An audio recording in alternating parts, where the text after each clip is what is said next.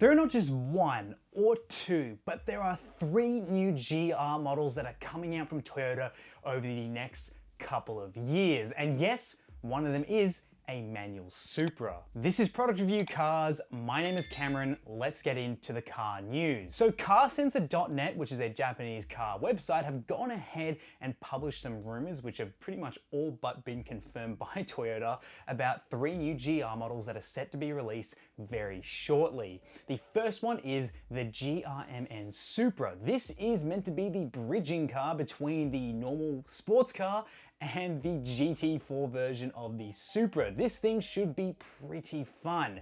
Basically, it takes advantage of what the Supra is and dials it up to make it a track-focused machine.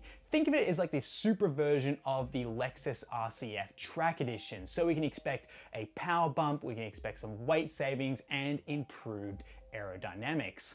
At the North American launch of the Supra, there was a bunch of questions thrown around the future of the Supra product. One of them was taking advantage of the air vents and additional strut bracing for aerodynamics at the rear of the car, and pretty much that was just said to be for tuners, but anyone who has any business sense would know you don't leave profits on the table like that. Ford provides third-party parts through their dealerships, and they take a cut of that profit for the new Bronco.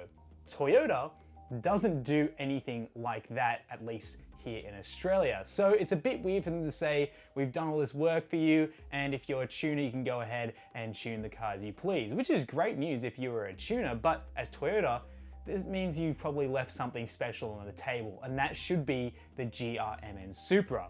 We can expect obviously some weight taken out of the car, possibly in the form of sound deadening and the speakers that live in the back seats. We can also expect possibly some lighter wheels, a lighter bonnet, and also some improved aerodynamics in the form of a large rear spoiler. Now on top of that, it will be probably a mid-mounted spoiler and not a hoop spoiler, because to have a hoop spoiler in this car, which would be very cool because I want that, because I think it'd be a cool throwback to the Mark IV Supra. Sadly, that hatchback boot would not work well with a hoop spoiler, and it would look pretty weird with some cuts in it to make it work. Now for power. This thing should be using the 3-liter inline-6 turbocharged motor that it uses already, but expect possibly a flash tune or even a extra turbocharger. That one is a bit high up on the wish list for an extra turbocharger. I'm expecting more of a flash tune with weight reduction because that's a bit more cost effective. However, BMW have a structure where the M40 versions get the Supra motor, which is currently used in the car, and then the M3 and M4 get the twin turbocharged inline-6, which this might be getting. But what this will be getting is the manual transmission from the M3 and M4, because that's the only manual transmission that BMW offers that's rated to take on this sort of power, and that should be really exciting.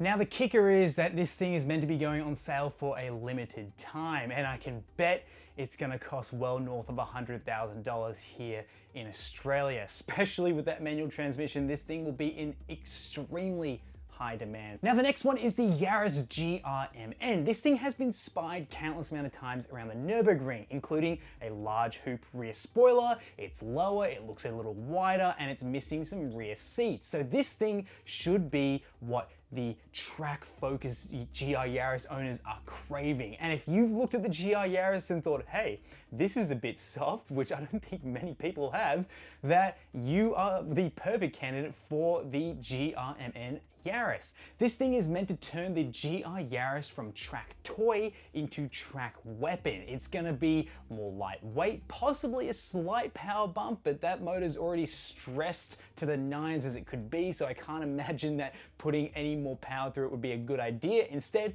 taking out weight, making it more handling focused, should be a far better way to go, and improving aerodynamics and such to make it a far more exciting track car. Now finally, there's the GR Corolla. This isn't going to be as limited as the other ones. Instead, it's meant to be Toyota's version of the Subaru WRX, and it's meant to be taking on the likes of the Golf R, and even some front-wheel drive versions like the i30N and the Honda Civic Type R, because this thing is meant to be carrying the same inline 3 that we found in the Yaris GR.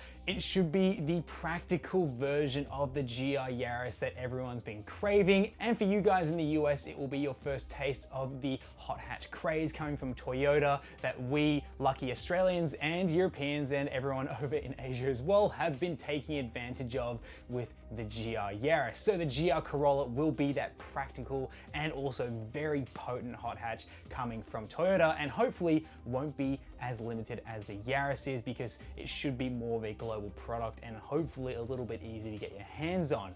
Now, as for pricing, which is actually a little bit easier to predict on the GR Corolla, apparently it's meant to hit around the same mark as what the GR Yaris costs, but the GR Yaris is more appealing in being more lightweight and using a, smaller body as a faster car. So this thing might be a little bit slower because it's a bit bigger, but it appeals in all the right ways, as the same way as a Golf R does, or even a Subaru WRX. And if you could, please hit subscribe and leave a like here. It really helps out the channel, and it also means you won't miss out on any future car reviews, especially on these cars when they land here in Australia, which we'll be hoping to get our hands on the second they become available to test. Now, thank you so much for watching. This is Product Review Cars. My name's Cameron, and I'll see you in the next one.